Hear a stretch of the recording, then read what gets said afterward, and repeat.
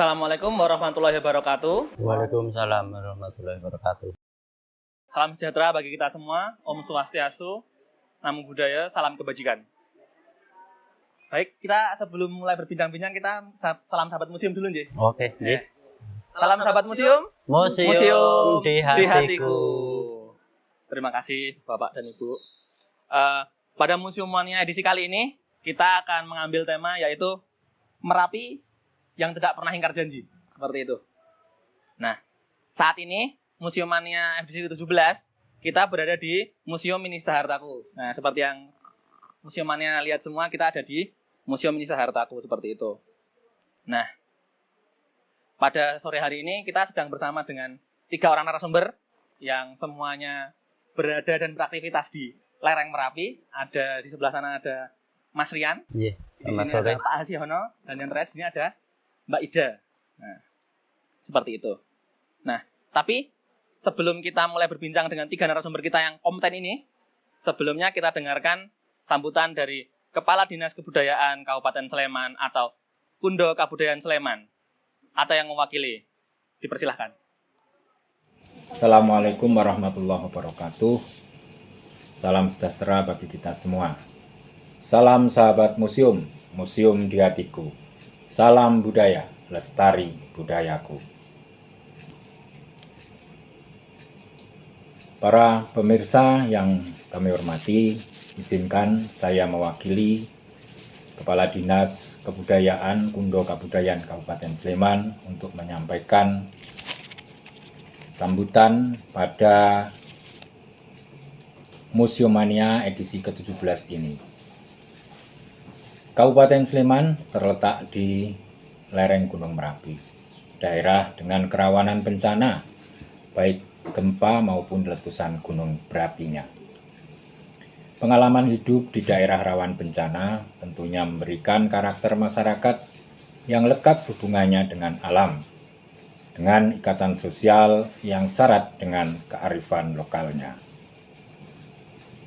Pada Museum Mania edisi ke-17 ini, FKMS, Forum Komunikasi Museum Kabupaten Sleman, kembali tampil dengan mengangkat tema Merapi tak pernah ingkar janji, dengan mengambil lokasi di Museum Sisahartaku yang berada di Kelurahan Kepuharjo, Kapanewon Cangkringan, Kabupaten Sleman, di mana museum ini sebagian koleksinya mengingatkan kita akan dampak dahsyatnya erupsi Merapi yang terjadi kepada masyarakat.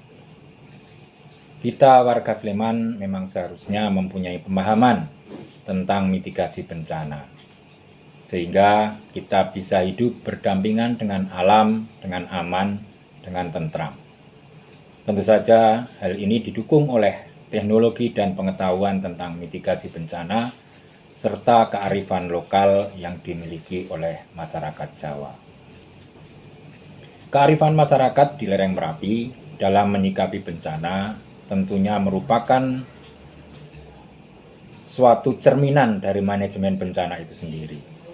Mulai dari pra-bencana dengan menjaga kelestarian alam dan lingkungan alam, membaca gejala alam, artinya dengan bisa mendeteksi dini, hingga pemulihan lingkungan fisik dan sosial. Semua itu tentu dilandasi dengan nilai-nilai spiritual atau kepasrahan dan keikhlasan kepada Allah SWT, serta kerjasama dengan guyub, rukun, dengan gotong royong dalam proses pemulihannya.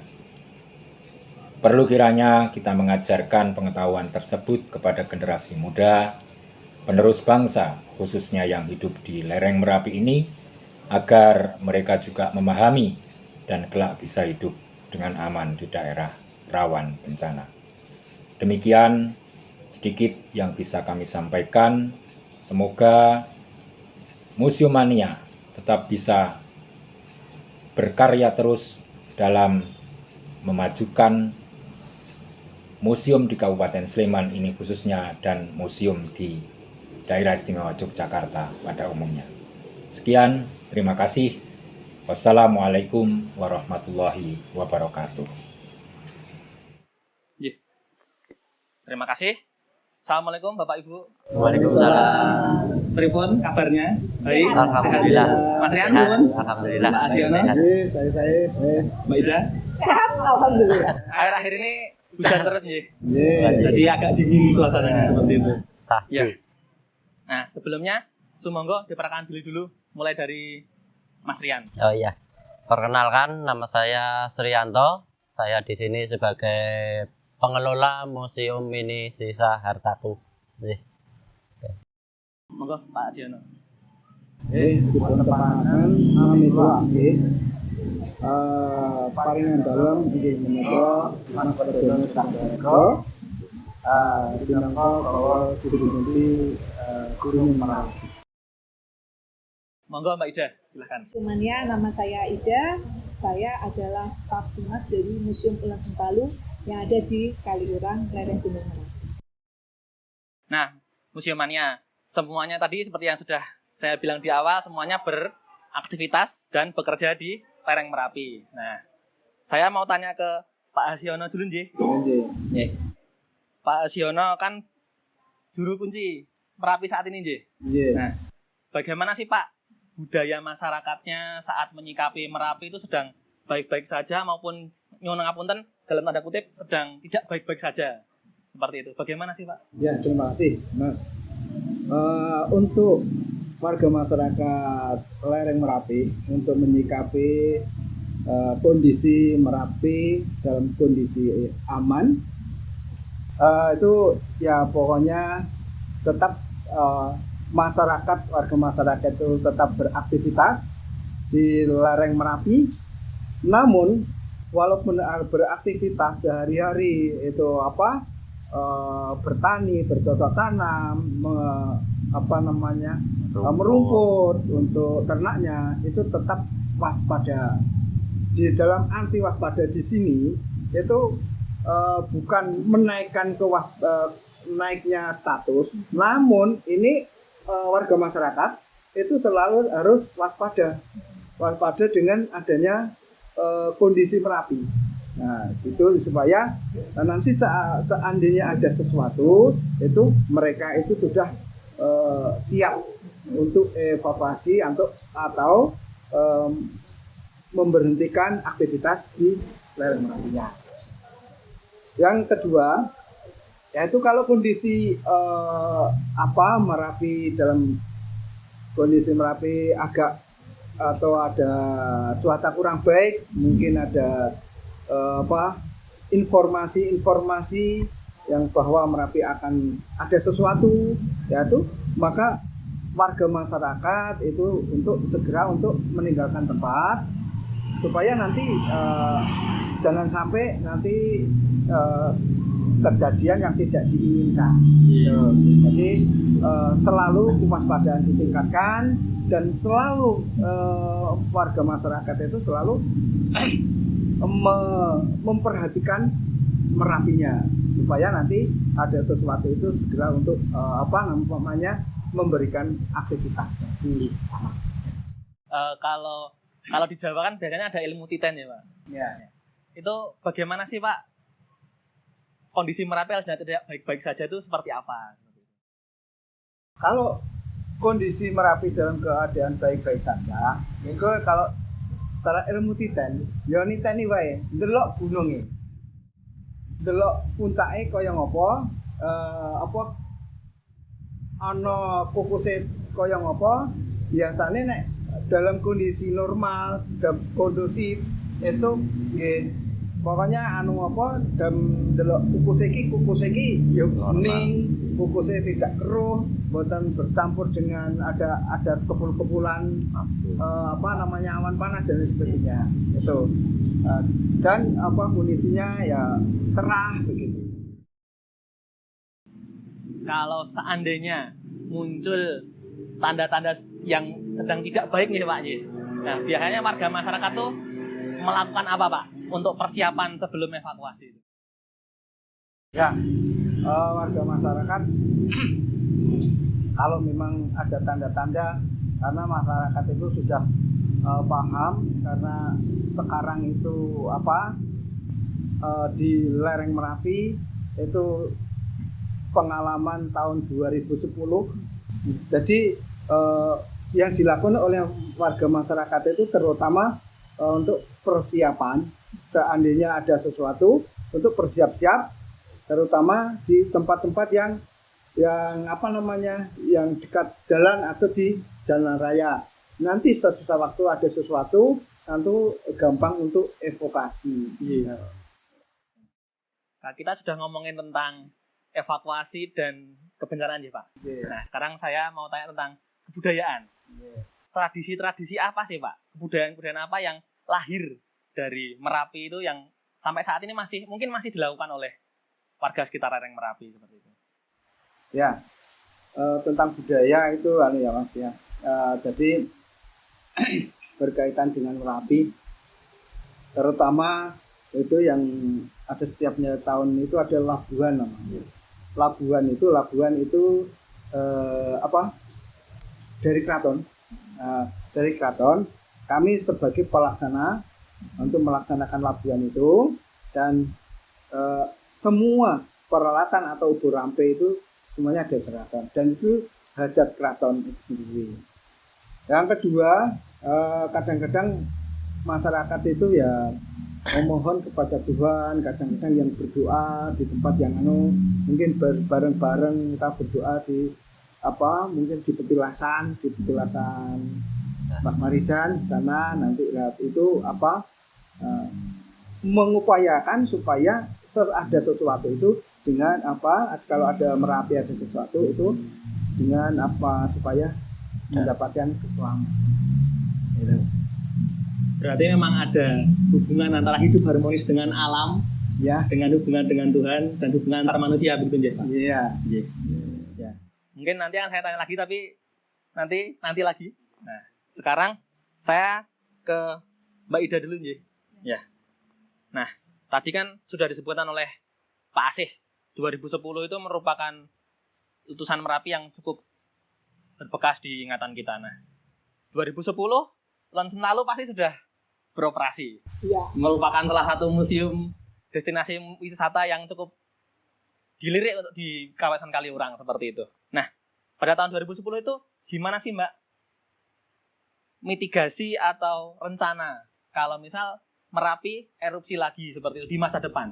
Kan biasanya belajar dari pengalaman itu nanti ada rencana-rencana ke depannya. Bagaimana Mbak menyikapi di museum lalu? Terima kasih. Museum Mania sebelum 2010 kan Jogja itu 2006 Mbak ya. Sebelum gempa sebetulnya kan Merapi justru malah sudah siaga 3 ya Pak ya. Dan itu kami museum Ulan sudah tutup lama dari April Pak. Nah, ternyata malah gempanya 27 Mei kan. Itu Ulan selalu sudah tutup lama, koleksi dievakuasi. Kami punya kantor pusat di Jogja ya. Jadi untuk meminimalisir risiko bencana, kami sudah menyatakan tutup untuk kunjungan dan sudah evakuasi koleksi. Tapi yang 2010 itu termasuk mendadak kita sudah punya BPTTKG, waktu itu namanya belum BPTTKG, kemudian SAT dan sebagainya. Dan itu hitungannya kayaknya hanya 20-an jam Pak. Jadi status dari siaga ke awas itu hanya hitungan jam. Karena di hari Senin kami itu sudah diberitahu semua kawasan Kaliurang harus tutup, jadi semua koleksi itu harus dievakuasi. Dan itu kan kalau Senin museum tutup ya, jadi itu harus cepat, tepat, akurat. Karena mobile koleksi kan harus take care handle-nya sesuai SOP. Nggak seperti kita kalau bawa dubyuk-dubyuk, koper tinggal tenteng itu udah ada evakuasi bagaimana kalau menurunkan lukisan, kain batik, arca itu kan beda-beda. Nah, itu dalam tempo sekejap-kejapnya, hari Senin kami evakuasi, sampai sore Selasa masih ada koleksi yang belum. Yang sewu hari Selasa maghrib itu Mbah Maizan sedo ya. Dan itu hitungannya sangat hijit sekali Makanya semua masyarakat yang hidup di lereng Merapi kan sebenarnya pada punya SOP untuk menyelamatkan nyawa dan koleksi berharganya. Jadi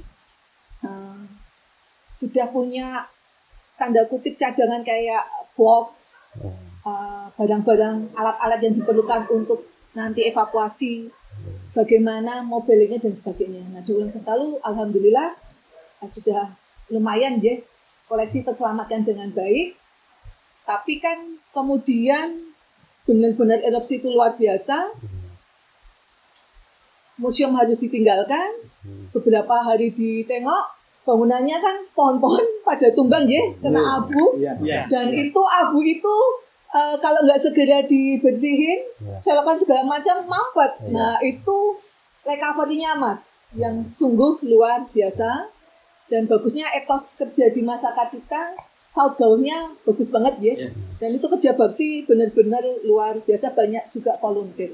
Seperti itu. Nah, yang museumnya harus tahu nih, sebenarnya abu vulkaniknya Merapi itu soalnya mengandung silika. Ya, silika itu dia bahan dari kaca. Jadi kalau mengenai koleksi museum itu pasti akan sobek atau rusak seperti itu. Seperti itu ya, Mbak. Makanya pakai masker karena kadang tim SAT segala macam suka lupa nggih. Padahal itu kalau kehirup paru-paru lama-lama kan bisa bolong-bolong. Nah, karena sifatnya yang kaca tadi. Silika. Nah, terus karena tadi bilang recovery ya, Mbak ya. Butuh berapa lama sih Mbak recovery dari Merapi meletus sampai buka kembali itu berapa lama? Kalau totali 40 hari ya. Tapi kami mengerahkan semua staf itu hampir 70-an gitu ya. Dari pegawai yayasan dan sebagainya. Karena terus terang tadi ya, bersihin 1,2 hektar lingkungannya yang seperti itu. Kemudian kan ditinggalkan nggak dihuni, maka banyak makhluk ya, ular, cacing seperti ya. Dan itu bagusnya orang Jawa ya, kerja baktinya solid sekali. Maka di balik musibah itu mesti ada suasana riuh, suasana ini ya, rumaket gitu ya, gotong royongnya yang sangat luar biasa. Itu self belongnya, merasa understanding-nya luar biasa. Jadi kita punya keterpanggilan, ayo segera recovery dan bagus Mas. Cuman kemudian karena masih suasana ini ya, kebencanaan statusnya masih belum waspada gitu, angka kunjungan kan, walaupun kami udah buka, angka kunjungan kan belum seperti sebelumnya. Nah itu kelihatan drop sekali. Seperti itu. Kalau di institusi kami lumayan alhamdulillah, teamwork solid, jadi karyawan dengan pimpinan itu benar-benar nyetoi lemah, nyetoi awu, bareng-bareng. Jadi tidak ada perbedaan. Baik dari top sampai bottom, semua enak. Ukun ya? Semuanya bekerja sama untuk mencapai satu tujuan yang sama. Nah ini mumpung masih bicara tentang dampak nih, dampak Merapi 2010. Kita bersama Mas Rian nih. Oke. Seperti yang tadi museumannya dengar, kita lagi di Museum Mini Sisa Hartaku. Nah, Mas Rian ini merupakan kepala sekaligus yang bikin ya Mas ya? Iya. Ya. Nah, kita boleh dong diceritain untuk buat teman-teman museumania, gimana sih Mas Rian inspirasinya untuk membuat Museum Mini Sisa Hartaku ini menangkap kejadian erupsi seperti itu, bukan tentang kengeriannya, tapi bagaimana benda-benda di sini tuh bisa dikagumi oleh pengunjung maupun teman-teman museum mania di rumah. Bagaimana sih mengagumi Merapi seperti itu? Sebelumnya selamat sore untuk museum mania dan rekan-rekan yang di sini. Bahwasanya saya mengalami erupsi Merapi sudah beberapa kali sudah lama di sini. Istilahnya menjalani hidup pasca erupsi Merapi, khususnya yang tahun 2010 yang memang berdampak sangat mengerikan, khususnya di kampung saya ini. Itu belum kampung-kampung yang lain ya. Setelah pulang dari pengungsian, kurang lebih jaraknya ya setengah bulan, saya bisa pulang atau menginjakkan kaki pertama kali di bekas rumah saya ini, yang kondisinya memang cukup parah. Memang kampung saya bisa dibilang habis luluh lantak. Ya. Berawal dari situ saya mengingat dulu prihatinnya orang, gimana caranya bisa punya rumah. Nah, berawal dari situ ya, melihat puing-puing itu kok sayang kalau nggak dibersihkan. Nah, itu akhirnya berawal dari rasa keprihatinan melihat puing-puing rumah gitu. Juga yang kedua ini rasa penasaran dengan segala macam benda atau harta rumah tangga kami. Nah, kalau toh masih ada itu bentuknya kayak apa, terus pada di mana. Nah, mulai dari situ saya melihat kondisi di sini sudah memungkinkan saya bisa aktivitas. Mulai dari situ saya mengadakan pembersihan, Mas. Pembersihan bekas-bekas rumah saya ini dengan sambil memilah ya antara sisa material yang kedepannya masih bisa dipakai dan yang enggak gitu. Ini saya pilah-pilah. Nah, sambil membersihkan ini endapan debu dan pasir yang lembut ya. Mulai dari situ saya kerjakan tiap hari. Akhirnya dari situ saya menemukan sisa-sisa barang rumah tangga saya ini dan barang rumah tangga dari keluarga orang tua saya. Nah, satu demi satu barang keluarga itu ketemu. Nah, dari situ tak lihat kok barangnya itu unik. Nah, dalam hati saya mengatakan gini, barang ini adalah bukti dari kedahsyatan erupsi Merapi. Seandainya barang-barang yang saya ketemukan ini bisa ngomong, seandainya semua sisa barang rumah tangga ini ada rohnya, ada nyawanya, mereka akan bercerita dengan kejadian pas waktu erupsi. Dengan kata lain, barang yang saya ketemukan itu dibalik semua barang itu sebenarnya ada nilai seni dan terutama adalah nilai edukasinya. Nah, makanya dari situ saya semakin semangat untuk membersihkan 3 rumah ini ya. Dulu di sini ada 3 rumah itu. Akhirnya dari situ menemukan sisa-sisa banyak barang rumah tangga. Namun dengan biarpun saya sudah menemukan, saya tidak mengira bakalan menjadi objek wisata kayak ini. Tujuan saya dulu cuma untuk kenang-kenangan keluarga saja, untuk mengingat bahwa ini adalah sebenarnya kebesaran Merapi. Nah, kalau Merapi sedang menunjukkan eksistensinya, Merapi sedang menunjukkan kengeriannya, ya dengan sisa barang itu nanti kita bisa lihat, kita bisa pelajari begitu Mas. Makanya ya, tapi sebenarnya itu adalah amanah dari Yang Maha Kuasa yang dilewatkan diri pribadi saya ya. Itu yang selalu saya syukuri. Dari semua balik koleksi barang yang saya ketemukan itu sebenarnya adalah untuk pembelajaran dengan adanya erupsi Merapi gitu. Ya. Berarti memang barang teman-teman museumania nih, semuanya barang-barang di sini tuh dikumpulkan sendiri oleh Pak Rian dan teman-temannya nih. Iya. Dan warga sini untuk bukan dipamerkan ya Pak, diperlihatkan kepada sahabat-sahabat yang berkunjung bahwa Merapi itu memang tidak pernah ingkar janji. Iya, betul. Tidak pernah mengingkari janjinya.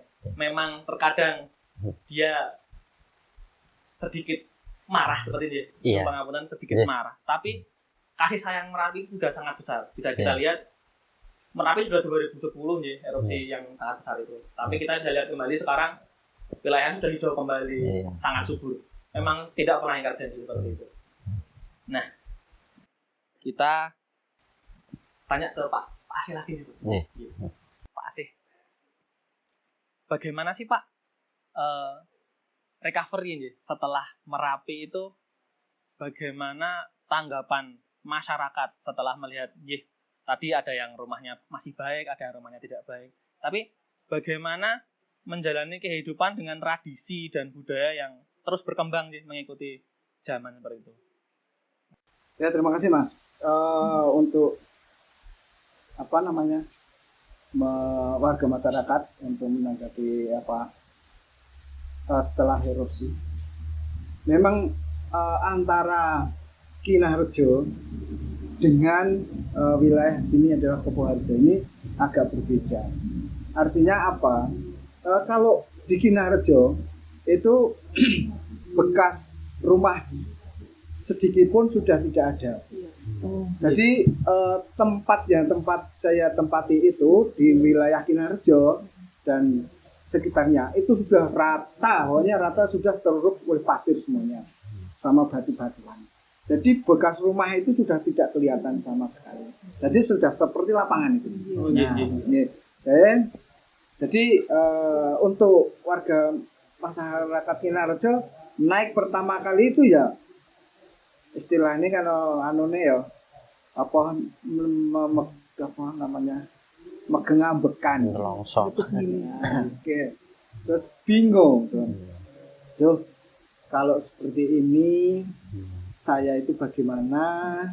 Terus aku mulai wis di omah. Terus saya itu besok manggone ngendi? Terus anu apa? Merenung pokoknya, merenung. Adanya hanya merenung. Terus ini hidup dari nol lagi. Wis aku ra ndek apa-apa, wis ra ndek omah, ora ndek bondo, ora ndek duit dan lain sebagainya. Nah, tapi dengan renungan itu terus akhirnya bangkit lagi semangatnya. Ya pokoknya saya harus hidup. Saya harus hidup. Nah, saya harus hidup dan untuk maka dari itu terus warga masyarakat itu tuh naik ya terus waktu itu setelah itu dibuka Kinarjo itu pengunjungnya sangat banyak sekali sampai ribuan. Iya. Nah, itu mengapa pengunjung itu kok banyak penasaran. Mereka ingin tahu. Nah, kebetulan yang dituju itu tempatnya almarhum Bapak Marijan itu. Iya. Seperti apa kondisinya? Iya. Nah, setelah itu saya naik pertama kali itu saya nengok bekas rumah saya itu dulu pasir, bantaran pasir aja.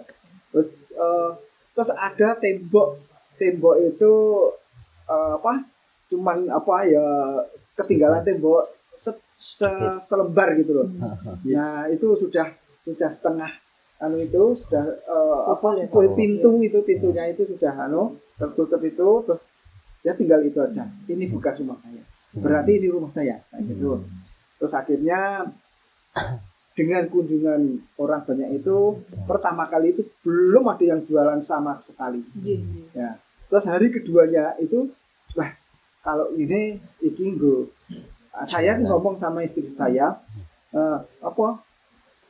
ini coba ini diake ya umben-umben mbok menawa ora ana wong butuh. Nah, ya niku dengan nglemprak istilahnya ning lamah itu nggih. Belum punya apa-apa. Terus kuwi adol minuman. Nah, waktu itu punya uang 12.000. Nah, itu untuk beli minuman. Nah, itu terus uang terus tuku entek kulak entek lah. Itu baru kita semangat hidupnya. Alhamdulillah ini kita bakal bisa hidup. Nah, itu terus banyak sekali itu warga semuanya terus pada jualan. Pertama jualan, terus lama kelamaan terus ada jasa ojek, trail dan lain sebagainya sampai sekarang ada jeep dan lain sebagainya. Lavator itu terus akhirnya yaitu menjadi lavator.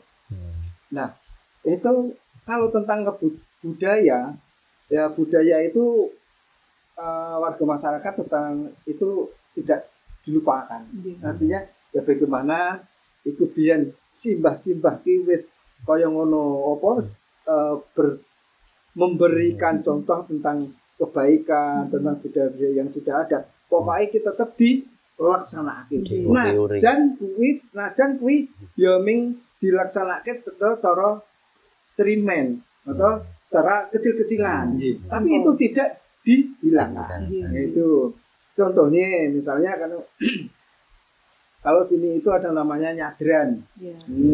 Nyadran itu walaupun bagaimanapun dalam kondisi apapun ya tetap dilaksanakan. Walaupun itu hanya secara kecil-kecilan. Itu. Semangat baru ya Pak. Ya, semangat baru. Nah, di tengah gempuran media sosial, di tengah gempuran budaya-budaya lain, kita harus muring-muring budaya kita. Jangan sampai lupa dengan asal usul kita seperti itu. Seperti itu. Nah, Mbak Ida, ada yang mau disampaikan nggak tentang pengalamannya waktu di museum ya? Pasti di museum ya. Kalau di daerah sini pasti Pak Aceh sama Mas Dian tadi sudah banyak bercerita nih di museum. Gitu. Museum Mania karena Museum Ulen itu ada di lereng Gunung Merapi, otomatis harus punya step-step ketika terjadi bencana atau kita bilang mitigasi Pak. Jadi itu bisa jadi meminimalisir risiko bencana. Jadi penempatan koleksi bangunan, misalnya Merapi sedang banyak debu abu nggih, nah, otomatis kan bangunnya harus ditutup. Karena jangan sampai debu itu masuk ke koleksi nggih. Untuk bangunan seperti itu. Karena Ulang Sentalu itu banyak sekali cekungan, tangga dan sebagainya. Kami juga udah ada prepare misalnya suatu waktu jam itu nanti bisa digelar plastik itu untuk memudahkan ketika harus menampung abu. Karena atap-atapnya kan banyak dari kaca juga Pak. Nah, itu harus sedia gulungan terpal banyak, harus sedia banyak karena untuk memudahkan kami untuk recovery, untuk membersihkan. Kemudian jelas harus juga tempat-tempat kontainer Pak. Sewaktu-waktu terjadi tadi harus evakuasi. Jadi staf pun berkala harus diberi edukasi Pak, karena tidak semua orang kan paham ya. Nah kalau tiba-tiba harus evakuasi menyelamatkan koleksi, sementara nyawa itu kan lebih utama. Tapi tak terelakkan kan kita juga harus prepare sebelum terjadi kerusakan gitu ya. Dan bagusnya di DIY ini pemerintahan negara kita BPTKG, TIMSA dan sebagainya kan informasi tentang kebencanaan itu kan cepat Mas. Jadi ini tahap apa, jadi kami itu juga ini ngikutin terus ya. Maka selalu ngikutin Twitternya, berita dari pemerintah gitu. Bagusnya di DIY di Indonesia itu ilmu vulkanologi kebencanaan itu cukup berkembang. Dan alatnya di Merapi kan CCTV-nya banyak ya. Canggih. Jadi lumayan terbantuin Pak. Jadi enggak gerambiang kudu piye gitu. Jadi memang ada sinergi banyak dengan beberapa stakeholder gitu seperti itu. Oke. Nah, untuk Mas Rian ya. Oh iya, oke. Bisa disampaikan ke teman-teman Museum Mania.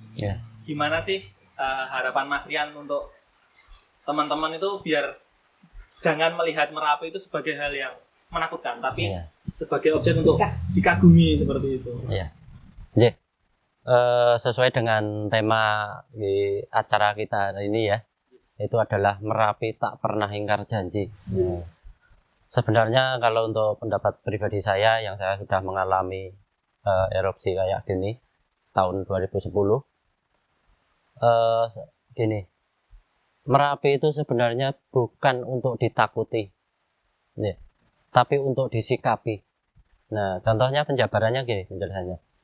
Dikala Merapi sedang menunjukkan eksistensinya, ya kita harus bisa membaca tanda alam, khususnya dengan tanda-tanda gejolaknya Merapi.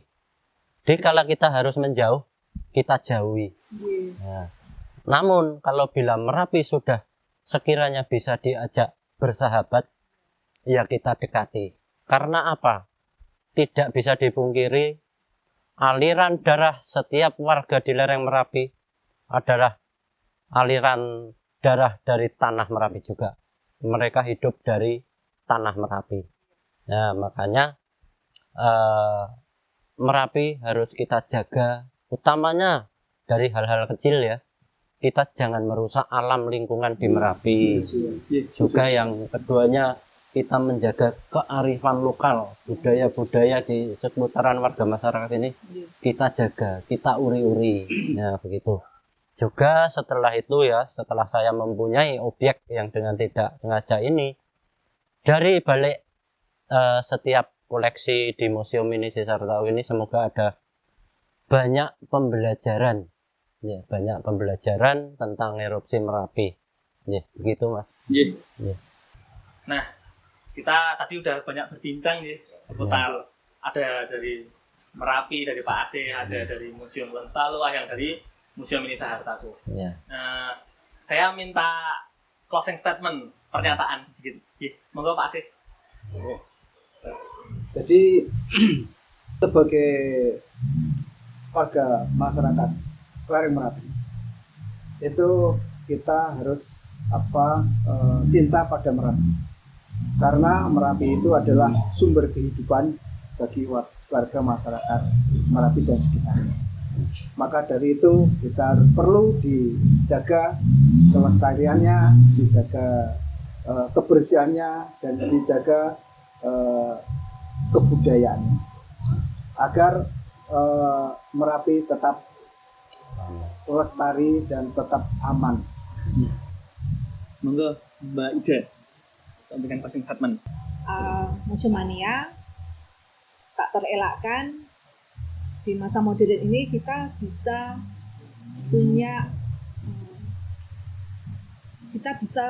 punya berbagai macam cara bagaimana menyikapi untuk meminimalisir ketika terjadi bencana alam. Seperti di lereng Merapi, abu vulkanik, kemudian ada goncangan-goncangan, maka ketika meletakkan benda-benda koleksi, kita juga sudah punya persiapan-persiapan bagaimana mencari titik amannya. Kemudian juga sudah ada SOP bagaimana kalau harus evakuasi. Jadi semua itu gampang Pak, bukan menggampangkan, tapi semua itu kita bisa prepare, bisa menghindari terjadinya resiko yang besar karena bencana alam. Sebagai manusia modern, teknologi bisa kita pergunakan setepat gunanya agar kita bisa damai hidup di lingkungan alam pegunungan Merapi. Yang terakhir nih, gongnya dari Mas Rian. Oke. Monggo Mas. Museum Mania semua. Bahwasanya Merapi dikala lagi menunjukkan eksistensinya, dikala menunjukkan gejolaknya, yaitu yang dinamakan bencana. Namun dengan tanda kutip, di balik pasca bencana, di situ pasti ada perubahan yang terbaik. Dengan kata lain, dengan adanya bencana, itu adalah suatu awal perubahan atau kehidupan baru. Gitu, Itu, Mas. Terima kasih. Nah, teman-teman Museum Mania, sahabat Museum Mania, gimana? Sudah mulai paham dengan Merapi, bersama dengan Pak Asep, Mas Rian, dan Mbak Ida. Nah, saya akan sedikit memberikan kesimpulan, atau mungkin selama yang tadi kita sudah berbincang, seperti Merapi yang tak pernah ingkar janji, kita sebagai manusia juga harus berjanji untuk menjaga alam, kearifan lokal, kebudayaan, dan seluruh makhluk yang tinggal di dunia ini, agar dapat hidup harmonis, baik hubungan antara manusia dengan alam, manusia dengan manusia, maupun manusia dengan Tuhan yang Maha Esa, seperti itu. Baik, alhamdulillah, Museum Mania episode 17 di lereng Merapi ini sudah selesai. Sebelumnya, jangan lupa follow IG FKMS_DIY dan subscribe, serta tonton terus channel FKMS.TV. Nah, sebelum kita selesaikan, kita salam sahabat museum dulu, Oke. Ya. Salam sahabat museum. Museum di hatiku. Dadah. Assalamualaikum. Assalamualaikum.